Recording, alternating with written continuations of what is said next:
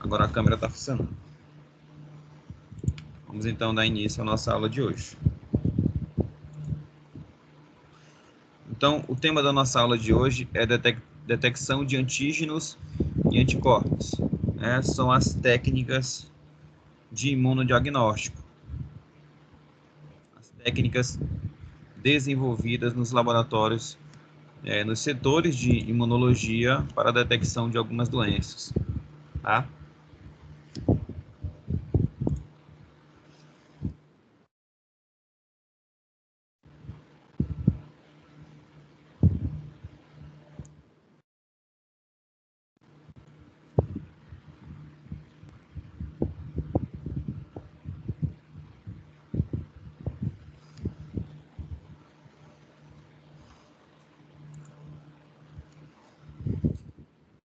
Então, o imunodiagnóstico, quando a gente vai empregá-lo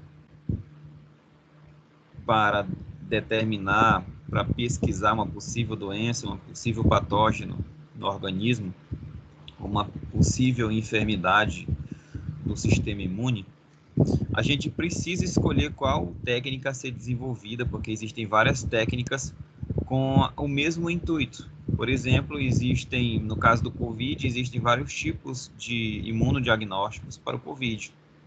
Tem o teste rápido, tem o ELISA, tem o RT-PCR, e cada técnica ela tem o seu ponto positivo e seu ponto negativo, e a melhor forma de empregar, dependendo da etapa a qual o paciente se enquadra nos dias de infecção. Então, tem técnicas que são melhores empregadas nos 15 primeiros dias, tem técnicas que são empregadas melhor na infecção tardia. Então, a gente precisa levar em consideração, quando for escolher o imunodiagnóstico, primeiramente, levar em consideração a suspeita clínica. Para cada patógeno, para cada tipo de doença, existem imunodiagnósticos diferentes. A gente também precisa levar em consideração o custo desse imunodiagnóstico. Existem testes, existem exames do setor de imunologia que são muito onerosos, são muito caros, né? E às vezes o paciente não tem uma condição financeira para arcar com esse custo, porque esse custo ele está atrelado aos reagentes a serem utilizados, aos equipamentos utilizados, né? Tudo isso é levado em consideração quando se faz a precificação de um teste. É também importante levar em consideração o tempo em que esse teste demora para o resultado sair, porque tem testes que não são feitos aqui na nossa cidade, eles são terceirizados para laboratórios de apoio, como o Álvaro, o laboratório Hermes Pardini. Existem vários laboratórios que trabalham só terceirizando os exames mais complexos. Então, eles vão de avião, às vezes o laboratório envia amostras a cada 3 dias ou uma vez por semana, e isso demora para que esse resultado, então, saia. Então, se o paciente ele precisa obter o resultado, né, se o médico, o profissional de saúde precisa de um resultado mais rápido, ele precisa, então, levar em consideração qual teste a ser empregado.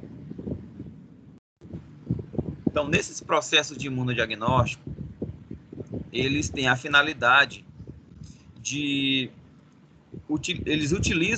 Alguns utilizam anticorpos que são conhecidos, que foram desenvolvidos, e esses anticorpos eles vão detectar antígenos na amostra do paciente. Essa amostra pode ser o soro do seu sangue ou pode ser um fragmento de tecido.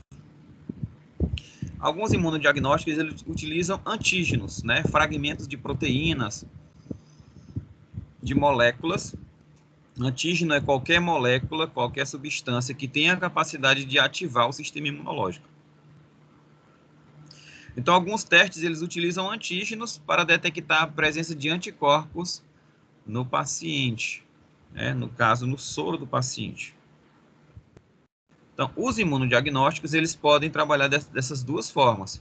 ou detectar antígenos, que é chamado de imunodiagnóstico direto, que você vai ver se o vírus, se a bactéria, se o anticorpo está presente no organismo do indivíduo. E existe o imunodiagnóstico indireto. Você vai detectar a presença de um anticorpo que é produzido quando o paciente entra em contato com o vírus. Então, nas técnicas que você detecta o anticorpo, você não vai estar detectando diretamente o patógeno. Você vai estar detectando o anticorpo que foi produzido pelo paciente quando entrou em contato com o patógeno. Por isso que é indireto. Então, esses testes, eles são baseados nas características da resposta imune adquirida, no sistema imune adaptativo. O sistema imune adaptativo, ele tem uma resposta altamente específica. Isso quer dizer o quê? Que ele vai responder especificamente àquelas proteínas presentes na superfície do patógeno. Então, o sistema imune adaptativo ele é altamente específico. Ele consegue reconhecer moléculas encontradas apenas em uma espécie de bactéria. Por exemplo, o nosso sistema imune ele consegue reconhecer as proteínas do COVID e diferenciar esse vírus com outros vírus da mesma família, né? O SARS-CoV-1, SARS-CoV-2, o vírus da SARS, que são todos vírus da família do coronavírus, né? O sistema imune é altamente diversificado, porque ele consegue responder de diversas formas possíveis, produzindo anticorpos, produzindo células de defesa comprometidas, respondendo, ativando o sistema complemento, produzindo proteínas inflamatórias. Então, há uma grande diversidade, uma grande produção de anticorpos de vários tipos diferentes. O sistema imune adquirido também tem a capacidade de produzir memória, produzindo tanto anticorpos e linfócitos B ativados de memória e também linfócitos TCD8 de memória. Então, essa memória ela é produzida após o primeiro contato e impede que esse organismo, que o nosso organismo, ele seja reinfectado pela mesma cepa viral, né, ou bacteriana. Por exemplo, indivíduos que foram imunizados pelo coronavírus, né, e aí, lógico, existe aí alguns estudos que essa imunidade ela não é prolongada, que ela precisa ser reforçada com vacinas, e igual a vacina da raiva em cães, que precisa ser reforçada todo ano, para que essa memória permaneça por muito tempo. Então, se o indivíduo ele tem uma memória prolongada contra o SARS-CoV-2, ele não vai mais ter COVID, né? Mas já vi algumas reportagens recentes, hoje pela manhã, por exemplo, de que provavelmente está surgindo uma nova cepa viral do COVID. Então, está vindo uma segunda onda. Daqueles indivíduos que pegaram COVID, né, da cepa original, essa nova variação, provavelmente o sistema imunológico não está preparado para reconhecer essa nova cepa viral, porque ela é diferente da que iniciou o surto em novembro.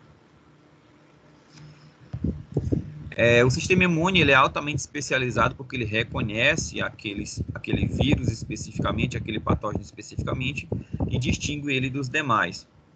E ele também é autolimitado. O sistema imunológico, ele uma vez ativado, ele não vai ser uma ativação ad eterno. Existem linfócitos T reguladores que impedem que essa reação, essa ativação seja exagerada, porque o sistema imunológico ele não pode se ativar de maneira exacerbada. Quando isso acontece, o indivíduo ele evolui para uma doença chamada de hipersensibilidade. Como, por exemplo, as alergias e a asma.